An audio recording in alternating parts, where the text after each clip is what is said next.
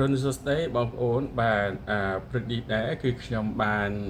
ធ្វើคลิปវីដេអូបាទខ្លីៗចែកជូនដល់បងប្អូនបាទជាពិសេសគឺសម្រាប់បងប្អូនអ្នកដែលមានបញ្ហាឆ្អឹងខ្នងបាទអានេះគឺសំដៅយកឆ្អឹងខ្នងបងប្អូនព្រោះខ្ញុំតាំងចិត្តថាធ្វើคลิปវីដេអូនឹងជាច្រើនថ្ងៃមកហើយបាទក៏ប៉ុន្តែពុំមានពេលទំនេរបាទទើបតែព្រឹកថ្ងៃនេះដែរនៅពេលដែលខ្ញុំចូលមកធ្វើការបាទគឺខ្ញុំព្យាយាមធ្វើជាคลิปវីដេអូបាទសម្រាប់ចែកជូនដល់បងប្អូនបាទដើម្បីជាចំណេះដឹងបាទអញ្ចឹងអ្វីដែលខ្ញុំនឹងជម្រាបបាទសម្រាប់បងប្អូនដែលមានបញ្ហាបាទដូចជាឆ្អឹងខ្នងបាទហើយនឹងឆ្អឹងកបាទនៅពេលដែលយើងមានបញ្ហាគឺមិនថាលើករបស់ធ្ងន់ឬក៏មិនថាមានវិធីសាស្ត្រនៃការស្ពឹកដៃស្ពឹកជើងបាទស្ពឹកចុះពីក្រោមឲ្យពីលើចុះមកក្រោមពីត្រឹមចង្កេះបាទអញ្ចឹងធ្វើឲ្យជីវិតយើងនឹងរំខានបាទហើយបងប្អូនតែងតែជជែកបាទតែងតែស្វះស្វែងរកនៅវិជ្ជាបណ្ឌិតឯកទេសបាទអញ្ចឹងបញ្ហារឿងឆ្អឹងខ្នងនឹងគឺមានច្រើនប្រភេទបាទហើយធ្វើការវះកាត់ឬក៏ការពិភាក្សាជាមួយលោកវិជ្ជាបណ្ឌិតនឹងគឺមានច្រើនសន្ទុះផងដែរបាទដំបូងឡើយបើសិនជាបងប្អូនពុំបានដឹងថាតើយើងគួរទៅជួបលោកវិជ្ជបណ្ឌិតមួយណាឯកទេសយ៉ាងដូចម្ដេចហើយប្រវត្តិការសិក្សារបស់គាត់នឹងកម្រិតណាហើយបទពិសោធន៍នឹងប៉ុន្មានឆ្នាំបាទគឺបងប្អូនតែងតែ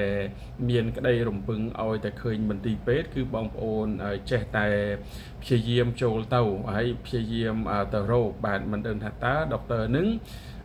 ជាឯកទេសពិតប្រាកដឬក៏យ៉ាងម៉េចនោះទេបាទហើយដោយបងប្អូនបាទប្រជាពលរដ្ឋខ្មែរយើងបាទគឺពុំបាន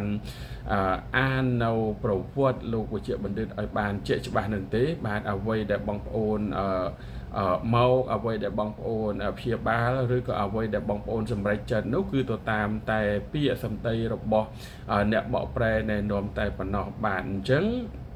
អ្វីដែលខ្ញុំនឹងបង្ហាញអ្វីដែលខ្ញុំនឹងជម្រាបជូនបងប្អូននឹងគឺចង់ឲ្យបងប្អូនបាទចូលដល់លោកវិជ្ជាបណ្ឌិត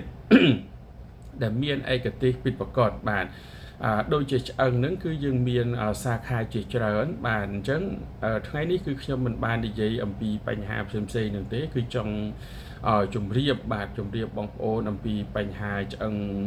ខ្នងតែប៉ុណ្ណោះបាទអញ្ចឹងលោកវិជ្ជបណ្ឌិតហ្នឹងគឺមានពីរស្ទាប់ដូចជាខ្ញុំបានជម្រាបឲ្យបងប្អូនបាទស្ទាប់ទី1គឺគេហៅថា General Orthopedic បាទបានន័យថាគឺវិជ្ជបណ្ឌិតទូទៅផ្នែកខាងឆ្អឹងតែម្ដងបាទនៅពេលដែលយើងមានបញ្ហា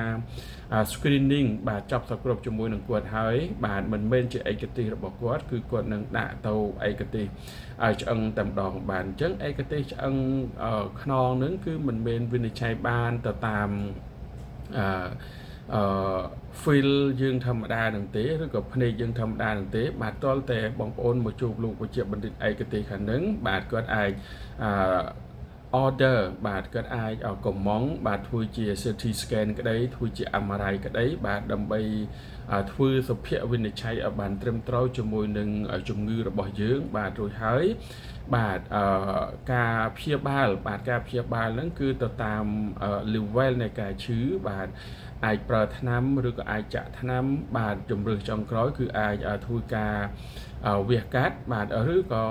អាចហូបថ្នាំបាទអាចចាក់ថ្នាំឬក៏អាចធ្វើការលំហាត់ប្រាណបាទឬក៏អ្វីដែលដំណាក់កាលចុងក្រោយបាទអញ្ចឹងលោកវិជ្ជាបណ្ឌិតគឺនឹងណែនាំយើងឲ្យធ្វើការវះកាត់បាទអានឹងគឺជាបទពិសោធន៍បាទហើយក៏ជាជំរឿសដែលខ្ញុំធ្លាប់បានជួបជាមួយនឹងលោកវិជ្ជាបណ្ឌិតជាច្រើនផងដែរបាទនៅក្នុងការធ្វើការរវាងខ្ញុំជាមួយនឹងលោកវិជ្ជាបណ្ឌិតបាទអញ្ចឹងបន្តទៅទៀតគឺខ្ញុំនឹងឲ្យជជែកគ្នាអំពីបញ្ហាឆ្អឹងនឹងបាទគឺខ្ញុំសូមបញ្ចប់បាទសូមអរគុណ